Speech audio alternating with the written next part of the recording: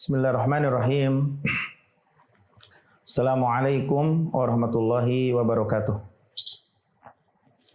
Innal hamdalillah nahmaduhu wa nasta'inuhu wa nastaghfiruh wa na'udzu billahi min shururi anfusina wa min sayyiati a'malina may yahdihillahu fala mudhillalah wa may yudlil fala hadiyalah. Asyhadu an la ilaha illallah wahdahu la syarikalah iqraran bihi wa tauhida wa asyhadu anna Muhammadan abduhu wa rasuluh. Amma ba'd. Pemirsa Marhaban TV di mana saja berada ya. Pada beberapa pelajaran yang telah kita lalui, kita telah mengetahui tentang keutamaan ilmu tauhid dan juga penjelasan tentang 3 macam tauhid. Begitu pula kita telah memahami buah dari mentauhidkan Allah Subhanahu wa taala ya. Dan balasan bagi siapa yang merealisasikan tauhid ya. Pada pertemuan kali ini insyaallah kita akan menjelaskan definisi ibadah dan syarat-syarat ibadah. Definisi ibadah dan syarat-syarat ibadah. Pemirsa Marhaban TV di mana saja berada, ibadah atau definisi ibadah hiya ismun jami' likulli ma yuhibbuhullahu wa yardahu minal a'mali wal aqwali adh-dhahirati wal batinah. Yaitu satu nama yang meliputi segala apa yang dicintai oleh Allah dan yang diridhoi oleh Allah, baik dari perbuatan-perbuatan dan perkataan-perkataan yang nampak dan yang tersembunyi. Itu arti ibadah. Oleh karena itu selayaknya atau kita dianjurkan untuk memperbanyak niat-niat yang baik dalam satu ibadah. Niat-niat yang baik dalam satu ibadah untuk memperbanyak pahala. Kenapa demikian? Ya. Al-Imam Ibnu Qudamah Al-Maqdisi rahimahullah berkata, amma tada'ufu al-fadl bi kathratin niyatil hasanah. Berlipat-lipatnya keutamaan dengan sebab banyaknya niat-niat yang baik. Ya. Maka sesungguhnya satu ketaatan bisa diniatkan dengan beberapa niat sehingga memiliki banyak kebaikan. Ya, memiliki banyak kebaikan. Contohnya, misalnya duduk di masjid itu merupakan ketaatan. Mungkin duduk di masjid itu kita memperbanyak niat-niat yang baik. Yang dengan sebab niat-niat yang baik itu kita mendapatkan pahala yang banyak. Di antara niat-niat baik duduk di masjid itu kita meniatkan ketika sedang duduk di masjid itu dengan masuknya kita ke masjid itu dalam rangka menunggu waktu sholat. Udah menunggu waktu sholat sudah pahala. Diniatkan juga misalnya ketika duduk di masjid itu untuk i'tikaf. Diniatkan juga ketika duduk di masjid itu untuk zikir kepada Allah dan yang selain itu. Jadi ini maka dianjurkan ya, dalam satu ketaatan kita ini untuk memperbanyak niat-niat yang baik. Ya. Untuk memperbanyak pahala. Kenapa demikian? Karena bagi setiap niat itu ada pahala. Bagi setiap niat itu ada pahala. Iya. Ya. Dan setiap satu kebaikan ya akan dilipat gandakan. Satu kebaikan akan dilipat gandakan dan dilipat-lipat gandakan menjadi berlipat-lipat nantinya. Jadi para ulama ya memberikan anjuran kepada kita dalam satu ibadah agar kita memperbanyak niat-niat yang baik untuk memperbanyak pahala, untuk mendapatkan pahala. Ya. Nah, ada satu pertanyaan yang mungkin kita bertanya-tanya. Bagaimana misalnya urusan dunia, amalan-amalan dunia yang diperbolehkan menjadi ibadah,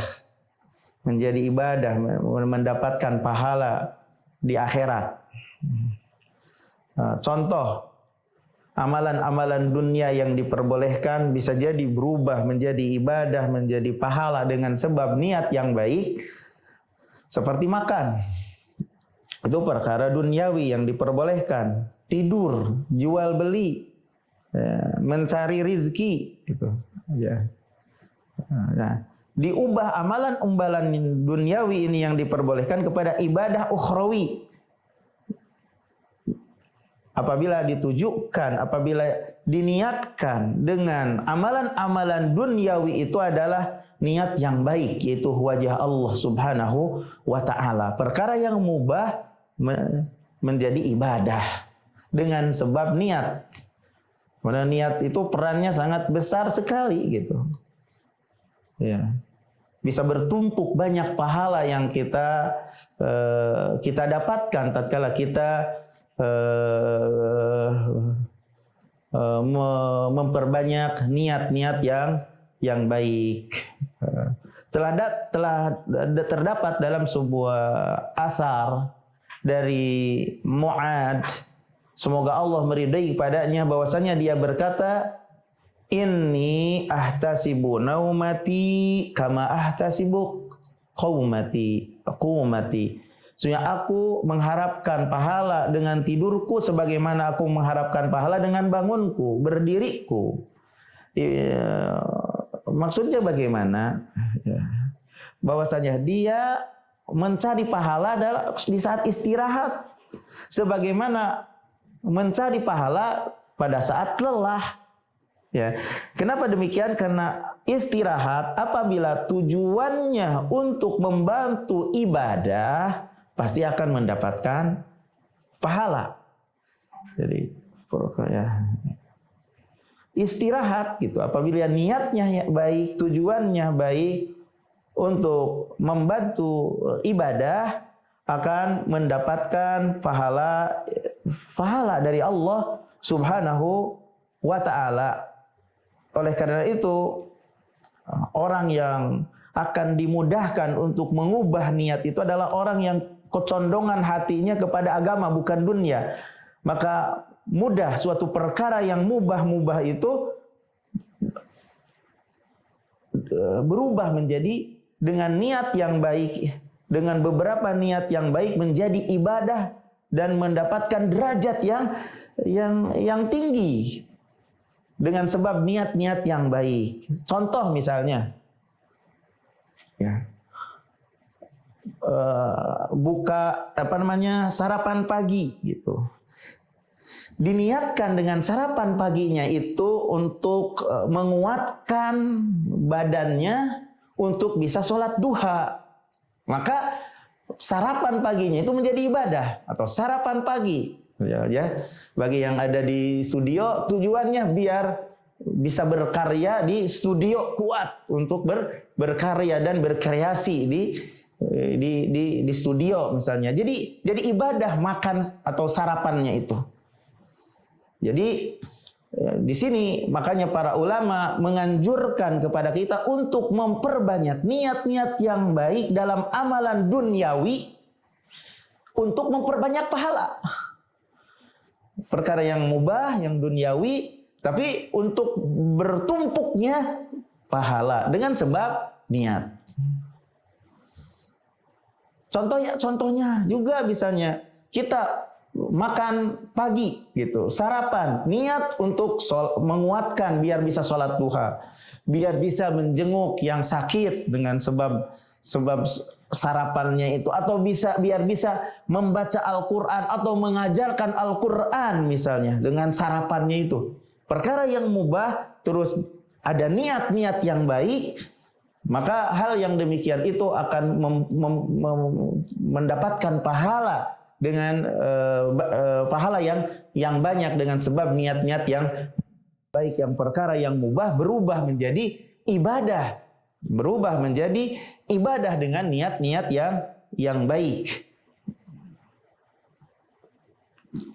Contoh yang lain misalnya kita memakai minyak wangi, ya. Diniatkan dengan memakai minyak wangi itu dalam rangka mengikuti sunnah. Diniatkan memakai minyak wangi itu untuk menghormati masjid. Diniatkan dengan memakai minyak wangi itu niat-niat yang baik biar tidak bau yang membuat mengganggu orang yang lain yang dia bertemu dengannya. Dengan seperti itu akan mendapatkan pahala, akan mendapatkan banyak pahala dengan niat-niat yang baik. Atau misalnya kita pergi jalan-jalan bersama keluarga gitu kan,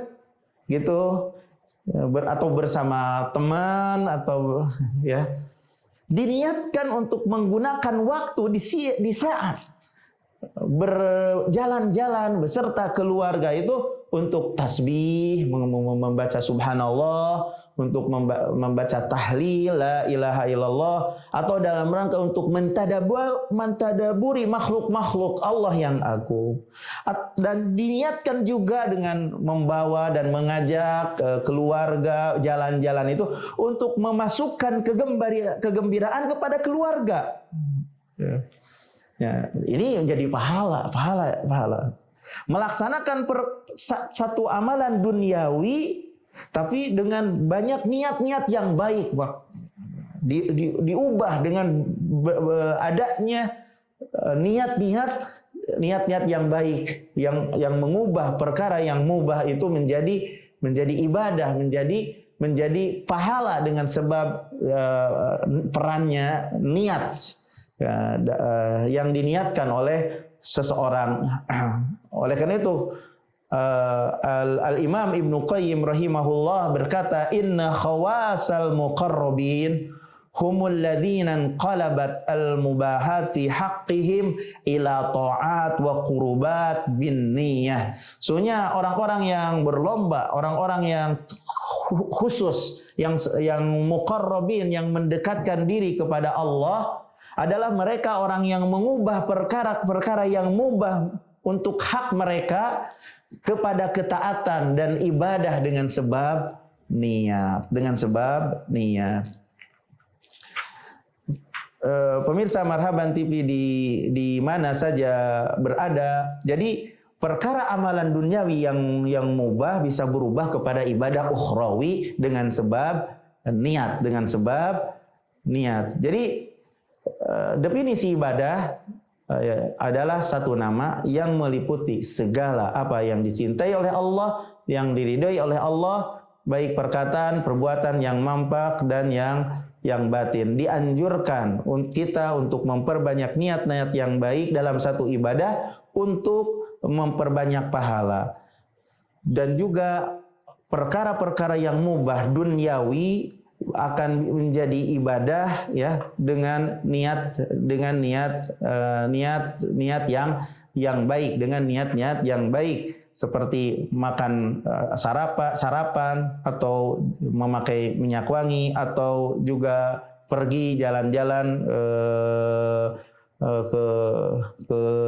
jalan-jalan membawa ke tempat wisata gitu, bisa menjadi ibadah dengan sebab niat ya.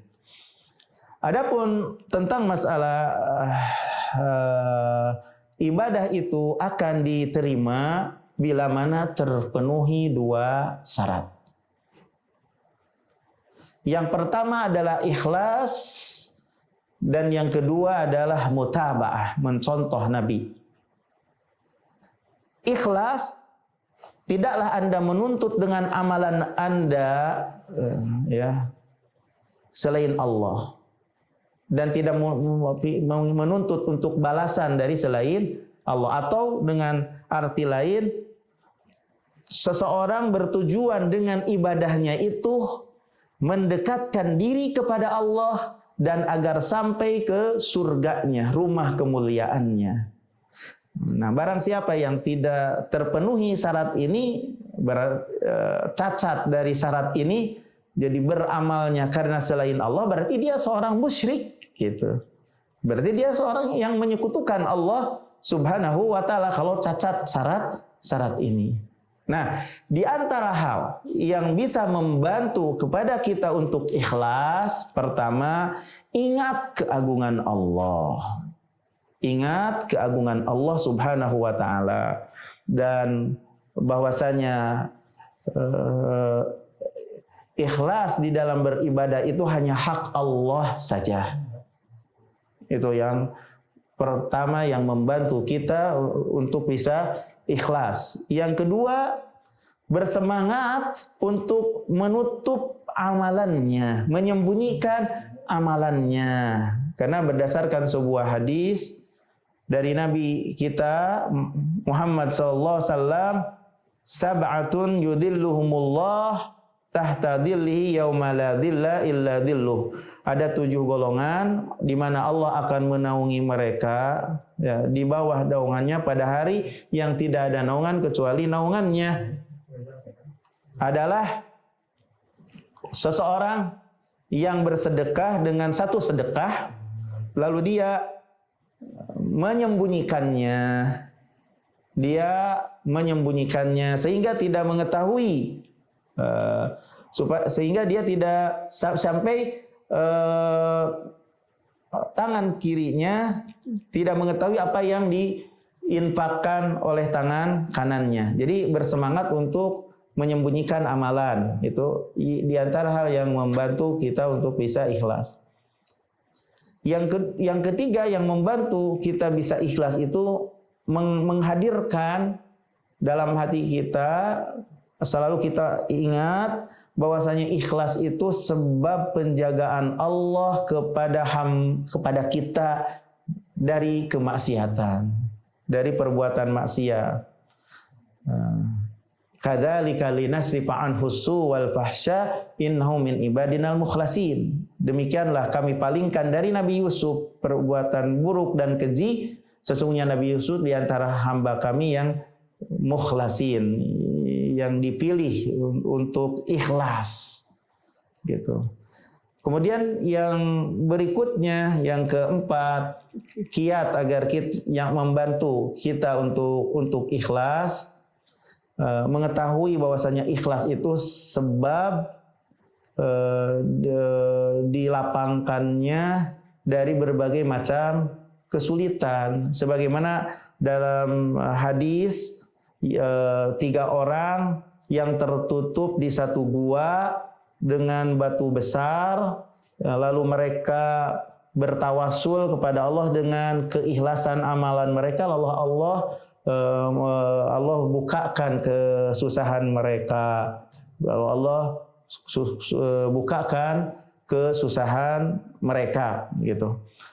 Itu di antara hal yang membantu kita untuk ikhlas, dan ikhlas itu merupakan syarat diterimanya ibadah. Yang kedua syarat diterimanya ibadah itu adalah al-mutaba'ah, seseorang mencontoh di dalam ibadahnya kepada Rasulullah sallallahu alaihi wasallam. Nah, barang siapa yang cacat syarat ini berarti dia itu mubtadi, orang yang mengada-ada di dalam agama. Maka di antara hal yang bisa membantu seseorang untuk bisa mencontoh Nabi sallallahu alaihi wasallam, pertama dia mesti ingat, barang siapa yang ingin mendapatkan kecintaan Allah dan ingin mendapatkan ampunan dosa, jadi orang yang akan mendapatkan kecintaan Allah dan ampunan dosa itu mesti ingat bahwasanya orang yang akan mendapatkan kecintaan Allah dan ampunan dosa itu adalah yang mengikuti Nabi-Nya sallallahu alaihi wasallam. Allah berfirman di dalam surat Ali Imran ayat 31, "Qul in kuntum tuhibbunallah fattabi'uni yuhibbukumullah wa yaghfir lakum dzunubakum." Katakan oleh Muhammad, jika kamu mengikuti Allah, maka ikutilah aku, pasti Allah akan mencintaimu dan Allah akan mengampuni dosamu. Yang kedua, di antara hal yang membantu kita untuk bisa mencontoh Nabi SAW, menghadirkan bahwasanya kebahagiaan dunia dan akhirat itu dalam mengikuti Nabi SAW. Sebagaimana Imam Ibnu Taimiyah rahimahullah berkata, makhluk yang paling bahagia, makhluk yang paling besar kenikmatannya, makhluk yang paling tinggi derajatnya adalah orang yang paling mengikuti Nabi Sallallahu Alaihi Wasallam, baik dari sisi ilmu dan amalan. Kemudian yang ketiga, di antara hal yang bisa membantu kita untuk mutabaah mencontoh Nabi Sallallahu Alaihi Wasallam, ingat bahwasanya, selalu ingat atau mengingat-ingat terus bahwasanya taat kepada Rasul dan mengikuti kepada Rasul sebab bisa menemani Rasulullah sallallahu alaihi wasallam di surga. Sebagaimana Allah tabaraka wa taala berfirman di dalam surat An-Nisa ayat 69, "Wa may yuti'illaha war rasul faulaika ma'alladzina an'amallahu alaihim minan nabiyyin was-siddiqin wasyuhada was-salihin wa hasuna ulaika rafiqa."